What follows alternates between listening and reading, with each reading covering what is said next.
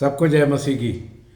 प्रियो, आज के दिन हम परमेश्वर के वचन से और सीखेंगे। पिछले बार हम स्पिरिचुअल अथॉरिटी, हमारा आत्मिक अधिकार के विषय में देख रहे थे। अभी और कंटिन्यू करेंगे। यीशु ने हमें आज्ञा दी, मैं तुम्हें सांप और बिच्छुओं को रौंदने की, शत्रु की सारे अधिकार के ऊपर मैं तुम्हें अधिकार देता हूँ, उसकी पावर के ऊपर।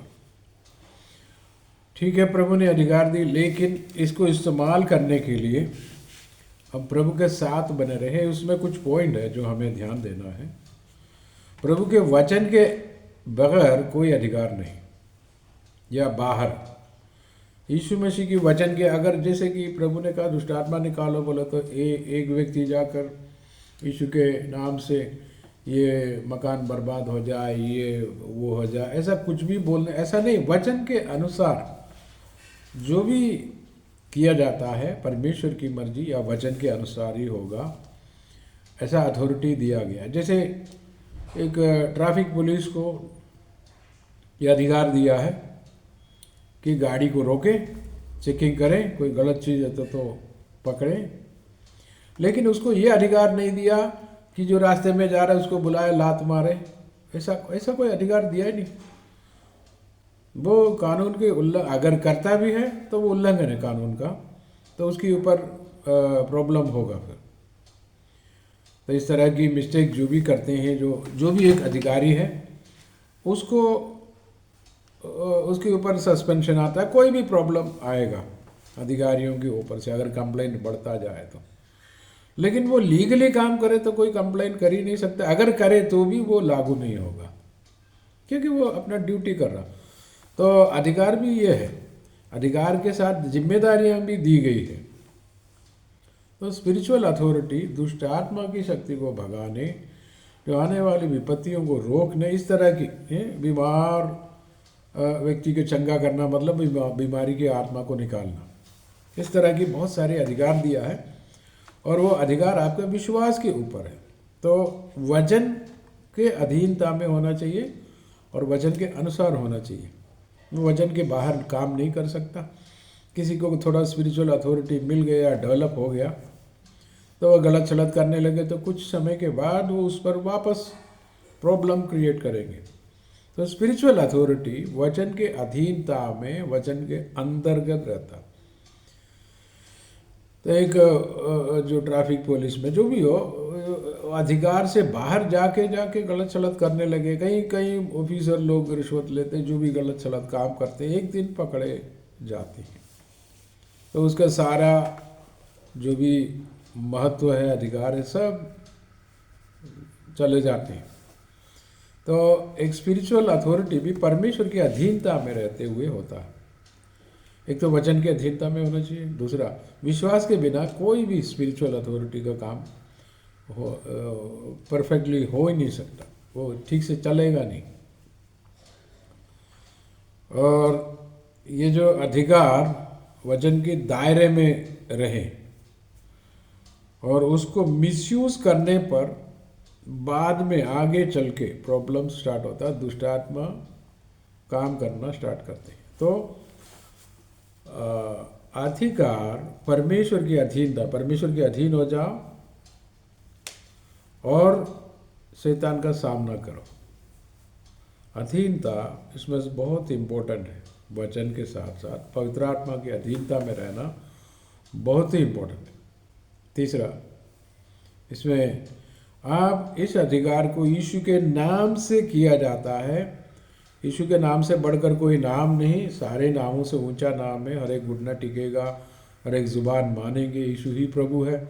उस नाम के बाहर जा कर के आप अगर यदि कुछ भी अपने नाम से करें तो चलेगा नहीं। वो इसका नियम है, कानून है कि पतरस ने, यूहन्ना, ये दोनों मिलके वो जो लंगड़ा आदमी था, जन्म से 40 साल के तकरीबन थे, उसको चंगा कैसे किया? उसको चंगा ऐसे किया, यीशु का नाम बोलकर उसको हाथ पकड़ के बोला उठो यीशु के नाम से। तो वो पावर काम करने लगे। तो उसकेबा करके एक यहूदी जो था, जो टोना टोटका करते थे, उसके 7 लड़के थे। ये सब टोने टोटके में लगे थे। तंत्र मंत्र में। तो पौलुस यीशु के नाम से दुष्टात्मा निकालते समय देखा, और जाके ये प्रेरितों का पुस्तक में ये भी वो अधिकार या अथॉरिटी या पावर इस्तेमाल करने के लिए कोशिश की। एक आदमी में दुष्टात्मा था, पागल था, जो भी था, उसको बोलने लगा कि जो पौलुस जो बोलते हैं ना, उसी यीशु के नाम से तुम निकल जाओ। तो ये 7 भाई थे, तो वो एक साधारण व्यक्ति जैसे दिखता, उसमें से ये इनकी दुष्टात्मा सब निकल कर, यानी वो आदमी आ करके 7 को कपड़ा फाड़ दिए, लहू लुहान कर दिया, मारा पीटी। एक आदमी ने इतना पावर क्यों?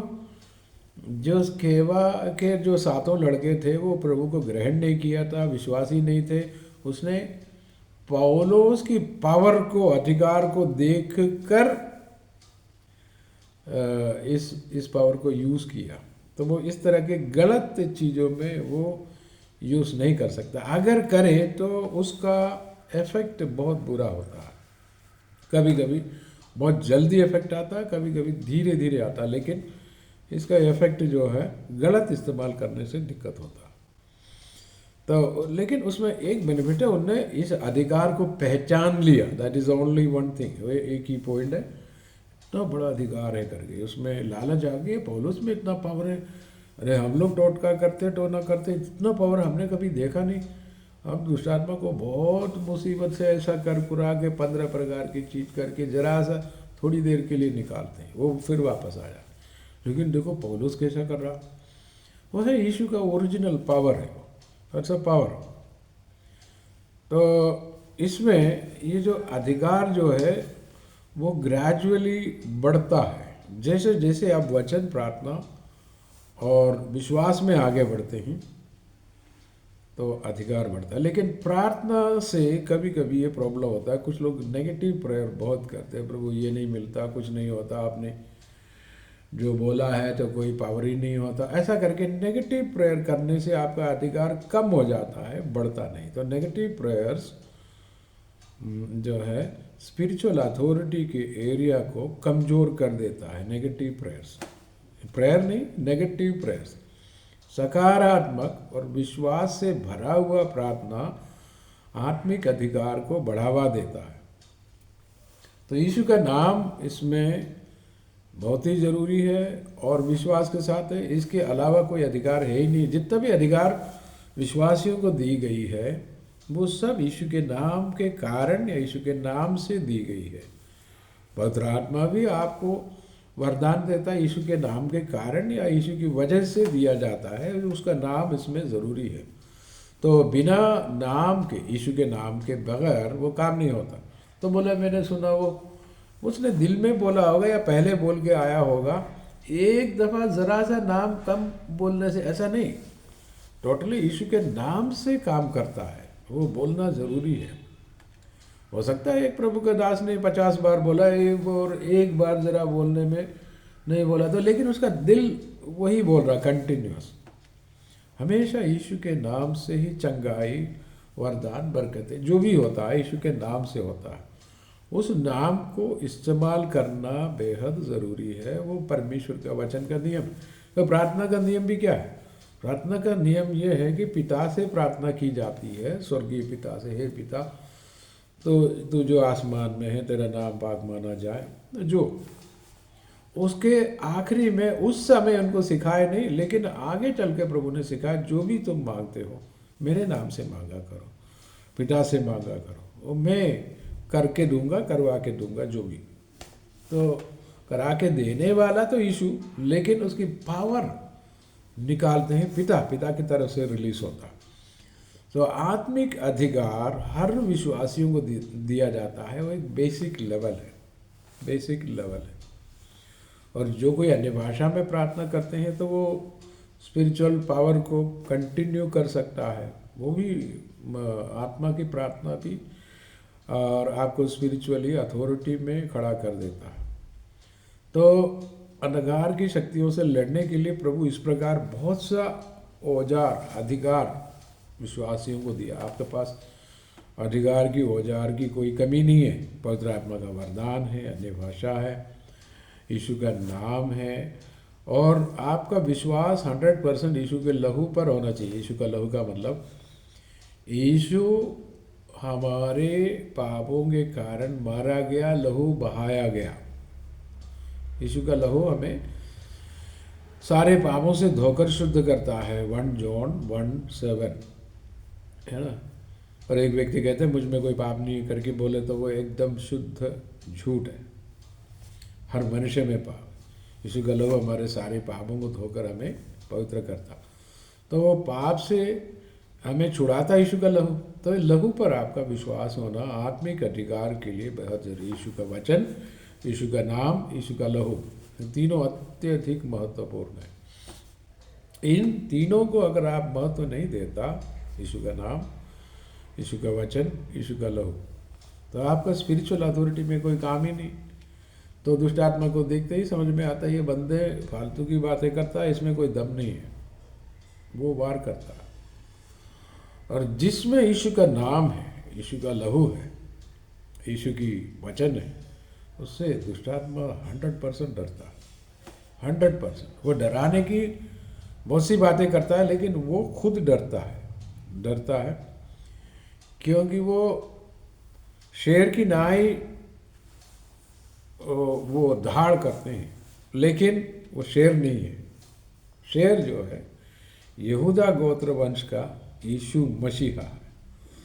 सो स्पिरिचुअल अथॉरिटी आपको वचन से कनेक्ट करते हैं। वचन से जब अलग हो जाते हैं, अपना महिमा करते हैं, मैं बड़ा हूँ। हो सकता है पहले कुछ बड़ा काम किया, तो वो कहकर भी स्पिरिचुअल अथॉरिटी के लेवल में खड़े नहीं रह सकता। एलिया नबी प्रार्थना और प्रभु से संपर्क में, अभिषेक में रहे, है ना। वो अभिषेक भी बढ़ता, अनॉइंटिंग बढ़ता है। एक तो नेगेटिव शब्द बातों को बोलने से अभिषेक घट जाता है। नेगेटिव बातों में उलझते रहे अभिषेक कम हो जाता। और वचन में बने रहो, आपका सोच विचार भी वचन के हो जाए, वचन के समान हो जाए, है ना। वो कुरिन्ती 3:18 में लिखा, अंश अंश करके यीशु का रूप धारण करते हैं, स्टेप बाय स्टेप, वो प्रैक्टिकल। लेकिन हमारे अंदर यीशु ने अपने आत्मा दिया है, और यीशु खुद आकर स्वयं रहने लगा। उसने कहा मैं और मेरा पिता, हम दोनों आकर तुम्हारे हृदयों में रहेंगे। वो आ भी गया। तो परमेश्वर हमारा हृदय में रहता है, लेकिन ये हृदय माने बोलते आत्मा से कनेक्टेड है। वहाँ से फिजिकल यानी शारीरिक एरिया में आते ही इसके बीच में गैप हो जाता है। शारीरिक ये दुनिया इस एरिया में उस शक्ति को रिलीज करने में विश्वास करके एक पावर जो प्रभु से मिलता है, वो वचन से संबंधित है, कनेक्टेड है, वचन से ही बनता है वो। तो वो विश्वास करके वो चीज़ नहीं है तो फिर मुश्किल हो जाते हैं। इसलिए प्रियो, यीशु के वचन को, पवित्र वचन को पवित्र आत्मा की मदद से बार बार पढ़ते रहे तो आपको और समझ में आएगा। इसका आपको क्या क्या समझ में आएगा? I am son of God, मैं परमेश्वर का बेटा हूँ। यीशु मेरे बड़ा भाई लगता है, बड़ा भाई, मोटा भाई। इब्रानी 2:8 और 9:10 में सब ये लिखा। और यीशु का पिता, हमारा पिता एक ही मूल के हैं, यानी कि दोनों का पिता एक ही है। उसको तो स्टडी करने में थोड़ा और समय लगता, क्योंकि यीशु ने चेलों को क्या बोला, मैं जा रहा हूँ, मेरा पिता और तुम्हारा पिता, मेरा परमेश्वर तुम्हारा परमेश्वर के पास मैं जाऊँगा, है ना। तो यीशु हमारे लिए एक मनुष्य बन गया, रिश्ते में हमारा मित्र बन गया, रिश्ते में हमारा बड़े भाई बन गया, रिश्ते में हमारा उद्धारक बन गया। एक्चुअली वो हमारा प्रभु है, उद्धार करता। एक्चुअली इब्रानी भाषा में यशुआ बोले तो उद्धार, उसका मीनिंग है साल्वेशन, उद्धार। वो पद यहूदी लोग अभी भी पढ़ते हैं यशुआ उनको, लेकिन हमारा जो प्रभु यीशु मसीह से वो कनेक्ट नहीं करते, यशुआ, और जो अपन यीशु बोलते हैं। तो प्रियो, यीशु का नाम और यीशु का वचन और यीशु का लहू, तीनों को जो व्यक्ति आदर नहीं करता, विश्वासी हो भले जो भी हो, वो स्पिरिचुअल अधिकार में बढ़ नहीं सकता। झूठे कोई आइटम हो सकता है, डुप्लीकेट होता है, पर प्रभु जो देता है ना वरदान वगैरह का, सब डुप्लीकेट आइटम उधर मिलता है, दुष्ट आत्मा भी देता है। लेकिन यीशु के नाम के सामने वो सब विफल हो जाता। एलिया ने भी प्रार्थना किया तो वो लोग, वो 400 और 850 लोगों ने विरोध में भी तो प्रार्थना किया था, और वो बड़े पावरफुल थे, कोई कम नहीं था। लेकिन ऊपर से आग उतारने में केवल और केवल एलिया नबी ही सफल रहा, बाकी लोग कोई सफल नहीं रहा। ये ओरिजिनल डुप्लीकेट का डिफरेंस है। तो प्रियो, परमेश्वर आपको आशीष देवे, आपको आत्मिक रूप से उन्नति दे, भाई की आत्मा से छुड़ाए, और प्रभु आपको विश्वास में मजबूत करे, आत्मिक अधिकार आपको दे। खुदावंद आपके साथ रहे, और आप भी जैसे यीशु ने कहा वैसे दुष्ट आत्मा को निकाले, नेगेटिव शक्तियों को बाहर निकालने का अधिकार आपके पास है। आप प्रभु की पावर में, अनुग्रह में बने रहो। खुदा आपको बरकत दे। आमीन।